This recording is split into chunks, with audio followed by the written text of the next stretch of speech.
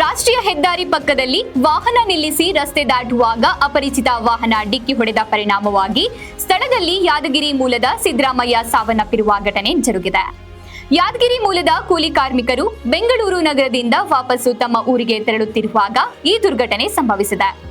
ಇನ್ನು ಬೆಂಗಳೂರಿನಿಂದ ತಮ್ಮ ಸ್ವಗ್ರಾಮಕ್ಕೆ ಯಾದಗಿರಿಗೆ ತೆರಳುತ್ತಿರುವಾಗ ಚಳ್ಳಕೆರೆ ತಾಲೂಕಿನ ಬುಡ್ನಹಟ್ಟಿ ಸಮೀಪದ ತಮ್ಮ ಟಾಟಾ ಎಸಿ ವಾಹನ ರಸ್ತೆ ಪಕ್ಕದಲ್ಲಿ ನಿಲ್ಲಿಸಿ ಮೂತ್ರ ವಿಸರ್ಜನೆಗೆಂದು ರಸ್ತೆ ದಾಟುವಾಗ ಯಾವುದೋ ಅಪರಿಚಿತ ವಾಹನ ಡಿಕ್ಕಿ ಹೊಡೆದು ಸ್ಥಳದಲ್ಲಿ ಸಾವನ್ನಪ್ಪಿದ್ದಾರೆ.